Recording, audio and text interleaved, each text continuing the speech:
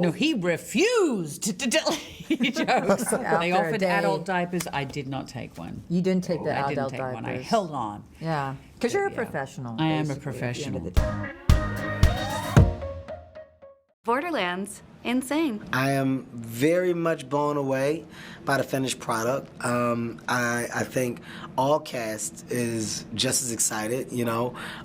Shouts out to our director, Eli Roth, and all other, you know, second units, other directors, creators, collaborators that came in. And, you know, shout out to Lionsgate for being very, like, adamant about making sure that we get the movie right before presenting it to the world. And I think it's there. Yeah. I think we have a fun, amazing journey that we're able to take the fans of the game on, and that's what it's about, right? Like trying to make sure that we give them something that they can go, oh wow, that's close to the game. Here's the places of elevation, exaggeration, but all in all, we are operating in a world of Borderlands. I am a huge fan of yours, and I love everything that you do, but I don't know if I was ready for the hair, and I love the hair. Did you enjoy the hair? I enjoy the hair. No one is ready for that hair. That's awesome. the God honest truth. No one is ready for the hair. I mean, it's one of those weird things. I think when you translate, try and translate a character that's been created in one form, like the video game, and then you have to make it move. So it was kind of a strange kind Didn't of really joke. move that much. But it was a strange joke about how the rest of the body moves, and then you've got this cartoon on your head. So you make it work, though. Well, I have to say, when I three first people saw might it, get I was it. like, wow, you know. But then it's like it really works. Yeah. It's awesome. I love that Gina got a good laugh out of your hair as well. Yeah, I know. Yeah. How familiar were you with the video game going into the script? I was not familiar with the overall concept of the game. I'm familiar with the fan base of the game. Nice. And because of that, of course, you got to do some research, so I had to tap in and at least play the game just to see what the world of it was. Right. And now you go and understand, okay, they got over 50 million people that play this game. They got a big fan base of people that are married to the origin stories, the trajectory of the characters, the Psychos, the Rolands, the Liliths, the Claptrap. Like, there's so much that people are invested into.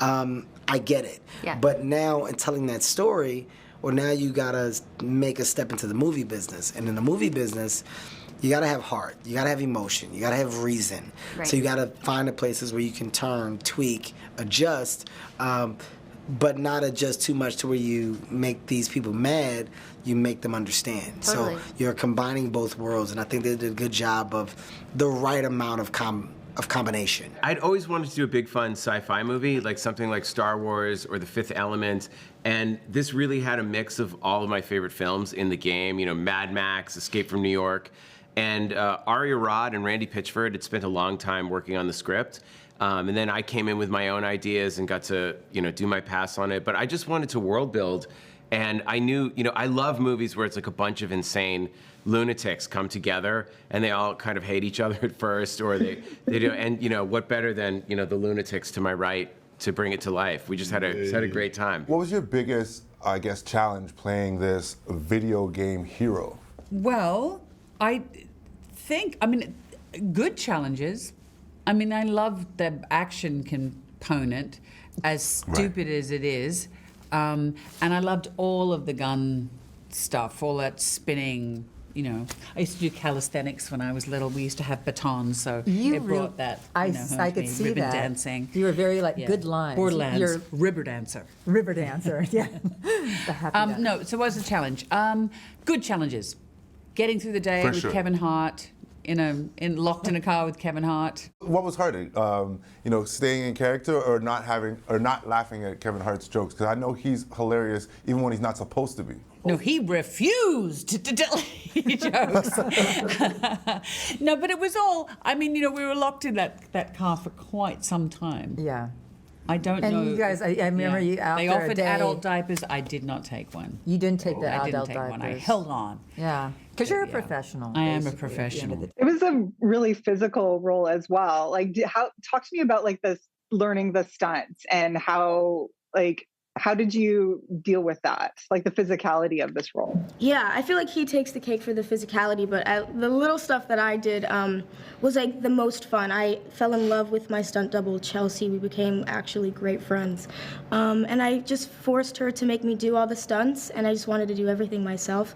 And there's like one little kind of like front flip-ish thing I do in the trailer that like I was practicing every single day that I really wanted to get. But yeah, I mean, I kind of just need to like flail my arms around and shoot what they gave me, and it worked. Eli was saying that this was the first time that you've really done like action sequences in Full this out. sort of way, and you kicked a lot of ass in this movie. Yeah. How was that for you, being so physical in it? I mean, look, it was fun. I've done a lot of action comedies to date. You know, there's a lot of those movies under my belt. I was never the leading factor in those action sequences or movies. I was more of the responding character.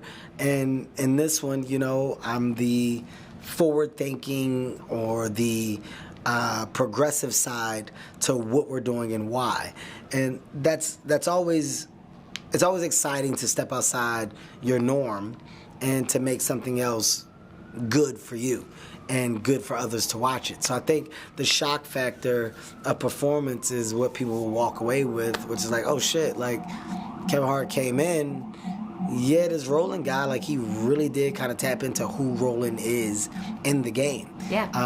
But because of the size thing, people are bumped off the back. And because of my funny and comedian and humor, oh, Kevin's coming in and trying to make Roland funny. And, you know, it makes me laugh because we're in a time where assumption and assumption only has overpowered facts. Gina, I got to talk to you about Mad Moxy because, you know, she's a no BS type of bar owner on planet Pandora. How fun was it playing this character? She's quite a character, getting into her outfit. I really like her, you know, in the game, which I'd never really played before. You know, she's not one of those main characters, so she just pops up and says these weird things and different accents at times, so you have to, it's interesting to kind of make your own story so you can make sense. But it was really fun. I had my own bar, and it was pretty wild. Just walking A on long-held dream of yours. I've always wanted to have my own bar with my name on it. No, but, you know, I came in later, you know, they had been working and just showing up and seeing, you know, all you guys dressed up and entering this world was pretty wild. It was a little bit, you know, the fans are so keen on what they look like. And so, you know, I realized, okay, I put the eyes in because their eyes are pretty specific. But meeting the fans for the first time as I was going to the set, where I was kind of nervous, like showing up on the set, but once I heard how intense the fans were, they were like, if you don't make it past the fans, like, we're dead. And I'm like, what? Yeah. And luckily, Fair enough. they all liked it. I got the thumbs up. So I was relieved. After that, it was gravy, you know. I love Tiny Tina. Like, what a fun character to play. What was your favorite part about being her?